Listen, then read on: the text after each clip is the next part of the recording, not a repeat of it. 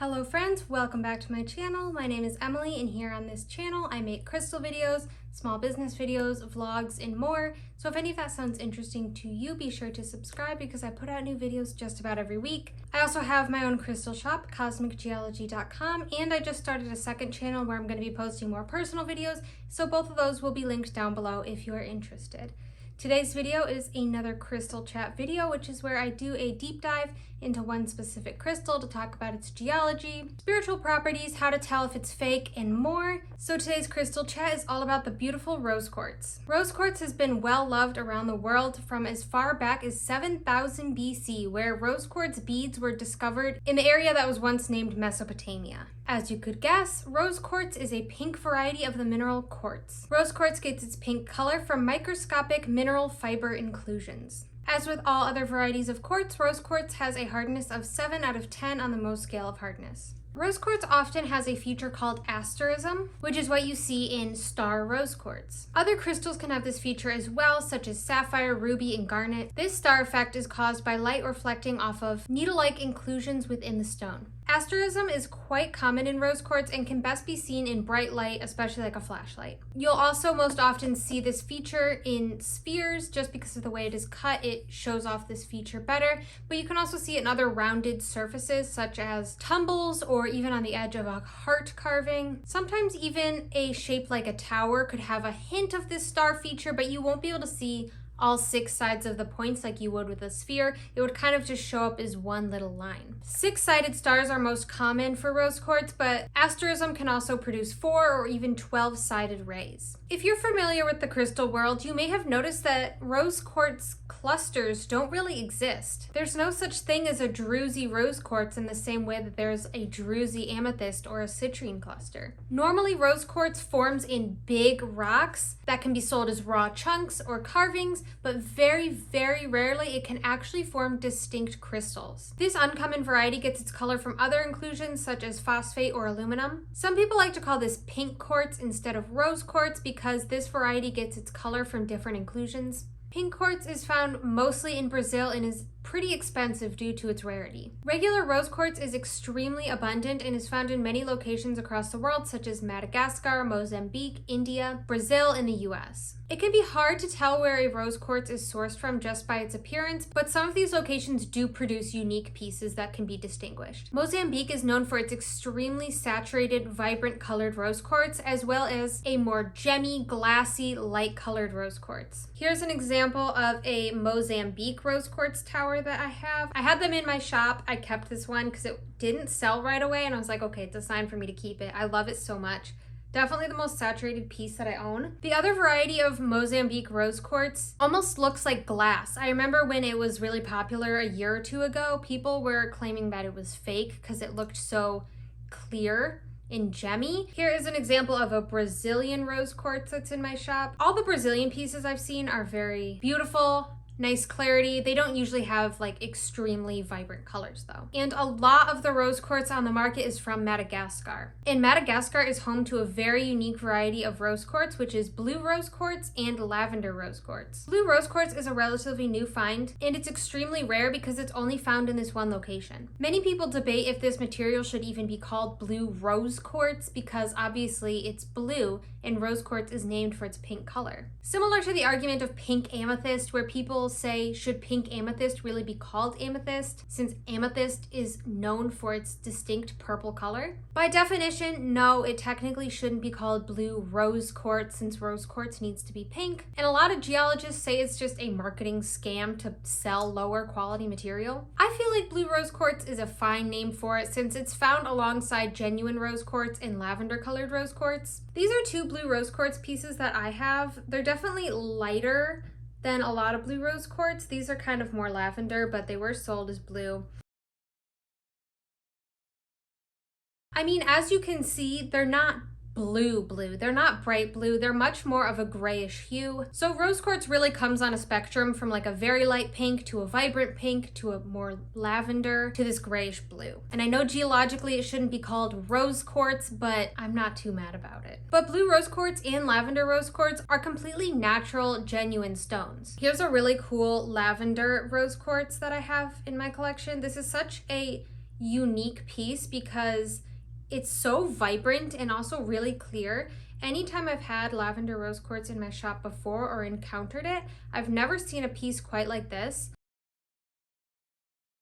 It's really crazy to look at this next to a piece of regular rose quartz. And here are two little tumbles that I got when I ordered lavender rose quartz tumbles for the shop. They are so dark. I kept these because they were so unique looking. And a lot of these blue and lavender rose quartz pieces do have the star in them. So blue rose quartz is not a scam. If you don't like calling it blue rose quartz, I've also seen it called blue moon quartz, or just blue quartz is also a pretty accurate name for it. But I feel like in this case, the trade name for it is not really harmful, even though it's technically not the most geologically accurate that it could be. But if we're giving pink amethyst a pass, then I think blue rose quartz should get a pass. But since this material is new and has not thoroughly been tested, it's not 100% conclusive on what gives the rose quartz this bluish color. At the moment, it is believed to be inclusions of the mineral dumortierite. For the safety and care of rose quartz is sensitive to sunlight and will fade in the sun quicker than most other stones, so it's best to keep it out of direct sun. Rose quartz is one of the more water-safe crystals that are out there, although I never recommend drinking water that crystals have been soaking in. If you really must make a crystal elixir, this is one of the more safe ones to do it with. Rose quartz is a pretty sturdy mineral and won't break down when left soaking in water. You would really have to leave it in a long time to see any damage to the stone. This means that just about every cleansing option for rose quartz is safe, including smoke cleansing, selenite, moonlight, water, sea salt, everything except sunlight. And because it has a hardness of 7, this means rose quartz does make pretty good and durable jewelry. The quality of rose quartz depends on both the color and the clarity. A low quality piece will be more on the opaque side and it will have a lot lighter color. Some pieces of rose quartz are so light pink that they're almost indistinguishable from just plain quartz. A high quality piece will have a saturated, bright color and be more translucent. But since quality is dependent on both of these factors, a piece can still be really nice quality, even if it's lighter in color if the clarity is really good. Like I mentioned, some of that rose quartz from Mozambique has a really light color, but the clarity is really high, it's super glassy, and those would be considered high quality pieces. A piece can also be desirable if it has a really vibrant pink color, even if the clarity is not that great. It kind of just depends on personal preference if you prefer a lighter or a brighter color. When it comes to inclusions within a rose quartz crystal, they can either make the stone lower quality or they can actually increase the value. Inclusions such as dendrites or golden healer can occasionally be found in rose quartz, and these make the stone super beautiful and unique, whereas less appealing inclusions can make the stone more low quality. Standard quality rose quartz should be extremely affordable and can be found in probably every single crystal shop. High quality pieces such as star rose quartz, pieces with exceptional color or very intricate carvings can get a little pricey, but in general, rose quartz is a very affordable, accessible, and abundant stone. So unfortunately, even though rose quartz is super accessible and there's no need to fake it, there are a couple of fake and altered rose quartz situations to be looking out for. First up, unfortunately, we have to talk about plastic rose quartz. Because rose quartz is so abundant, you would think there isn't really a need to create fakes, and usually there isn't. The fakes tend to be smaller pieces like tumble-sized or jewelry or beads. I don't see it super often, but watch out for some of that super cheap rose quartz jewelry. If you're looking at a big sizable piece of rose quartz like a tower or a sphere, you're probably not going to encounter it being plastic. It's those little ones that you have to look out for. The best way to test if your rose quartz is plastic or if it's genuine is to do a scratch test. All quartz varieties rank at a 7 on the hardness scale, therefore they are able to scratch glass.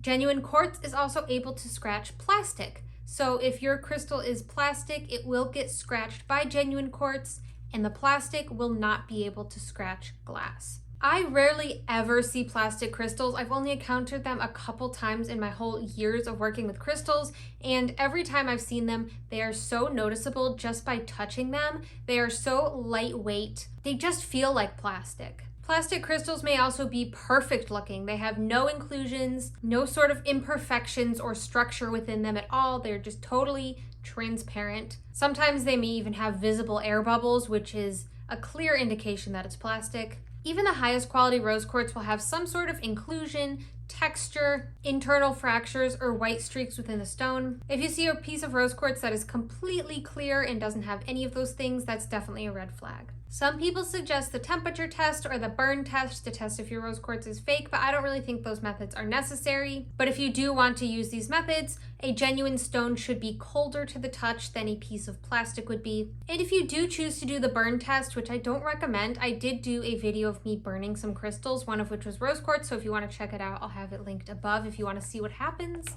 But just know that when you put real rose quartz in the fire, it will have like a layer of black marks on it, the black soot from the fire. This is totally normal. It will wipe right off. If the stone is permanently burnt or just melts entirely, that means that it's fake or plastic. If you do choose to do the burn test with your crystals, just be very cautious and know that even genuine stones get really, really hot when you put them in the fire, so just be careful. Next up is dyed rose quartz. Low quality rose quartz is sometimes dyed to get a more desirable color. It isn't super common again, but I do see it sometimes in beads or jewelry or tumbled stones. If dyed, the dye will accumulate in cracks or gaps within the stone, and you can see this buildup that looks very unnatural. The color of rose quartz does not pile up in certain locations, so if you see that happening, that's definitely a red flag. You may also be able to see the dye come off of the stone in heavily dyed stones if you rub it or soak it with acetone. When doing the acetone test, you will get the best results if you use a raw stone or you have an area where the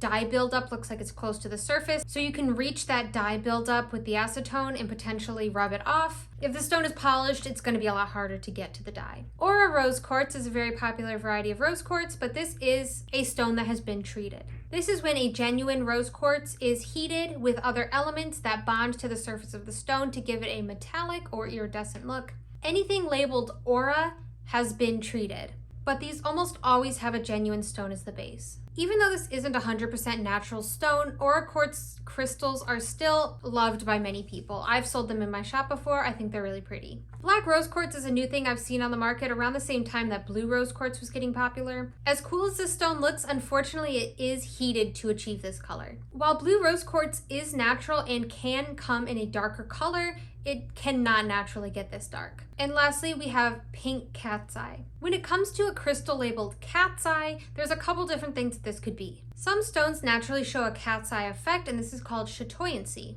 An example of this that you all know is satin spar selenite. Sometimes this satin spar selenite is dyed to mimic other crystals with a cat's eye effect. Some cat's eye crystals are also just completely man-made. Rose quartz never has a chatoyant cat's eye effect, so if you see any pink crystals with this labeled as rose quartz, just know that it is not genuine rose quartz. For the spiritual and metaphysical properties of rose quartz is associated with the heart chakra and is a stone of love, friendship, and compassion. Rose quartz is best known for helping with romantic relationships, but really it promotes love of all sorts. It can help you to heal from past traumas, promotes connection between family members, and aids in creating new friendships. Rose quartz can assist in helping to create healthy relationship patterns and build the trust between people. For once, TikTok is right about something. Rose quartz is a good crystal to give to someone that you are interested in if you really want to build the feelings of love between you two. Rose quartz is a great stone for self-love as well. It promotes self-acceptance, alignment, healing, and connection to the universe.